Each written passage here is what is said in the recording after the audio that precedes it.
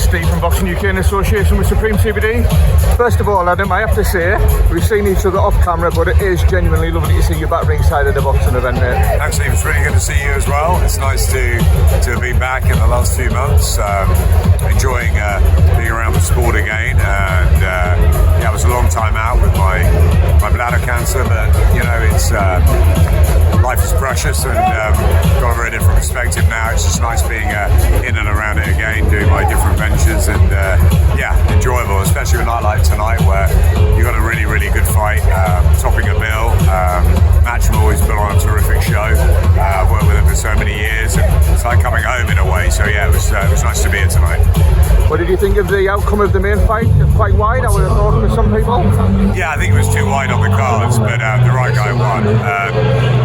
It was pretty cagey at the beginning, but I thought Jack possibly got the second and third, and then he came apart a little bit, and he just started to get out of a rhythm. Then he had the knockdown, and then it was turning against him, and there was 4 or 5 rounds in the middle that Regis Progress was running away with it until that 9th round bang and a 10-7, and it swings back and it levels up, and then I thought Catchell won it down the stretch, so I had it by 3 rounds, but yeah, it was too wide on the cards in my opinion. I was scoring it for Boxing News, and it was really varied. I think most had Jack at the end, but nowhere near the cards of the judges. Very, very wide, but the right guy won it for me. I thought Catchell was really good in the end. I think he came through adversity, and the knockdowns in the 9th round were terrific. But what a man, what a gladiator Regis Progress he is. You know, he boxed like his life depended on it tonight. He was all in, and I thought the interview at the end he gave was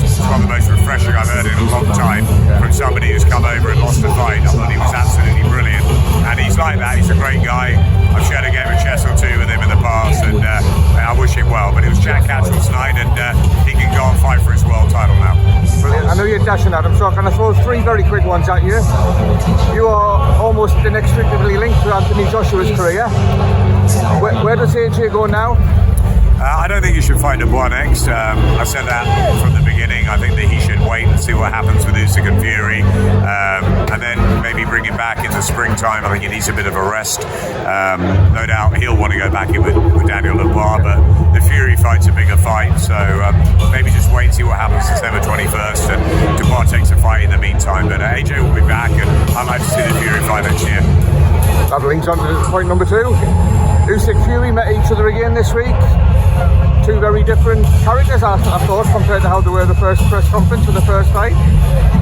Anything we can read into what happened to him in the week, Adam? Yeah, I thought Tyson was really honest, actually. I was with him a few weeks before at Box Park, and he was telling all the fans that he won the first fight by 3 or 4 rounds, but I think he knows he didn't, and I liked his respect. I like the fact that he's focused on this. He's going to go into camp and do everything he can in his power to try and turn it around, and he's got the size, the power, the reach to possibly do that. The problem is he's got the puzzle to work out. That's Alexander Usyk, who just always finds a way on the front foot, on the back foot, and you know, he's just a boxing genius for me. He's pound for pound number 1, and you know, he starts a favourite in this one, and yeah, I think Fury's going to have to put out a hell of a performance to win it, and you know, you got to remember the Deontay Wilder trilogy. You got to remember the fact that he pretty much lost to Ngannou, bad night at the office, then he got knocked around by Usyk in that 9th round, and he's going to need a Deontay Wilder 2 performance to get past Usyk on the 21st of December. Otherwise, it's going to be lightning striking twice. Absolutely. Last one, Adam. Just the state of boxing in general. The Saudi link has obviously done great things in regards to getting the matchups that we want to see. Is there an argument that it's also damaged the sport in our country? Look, I went away and I came back, and Frank Warren and Eddie Hearn were best mates. I mean, I thought the world had gone potty. Turki Al-Sheikh has turned boxing on its head. He's absolutely brilliant what he's done for the sport. Putting the big fights on every card is just terrific in Riyadh, in LA, in London.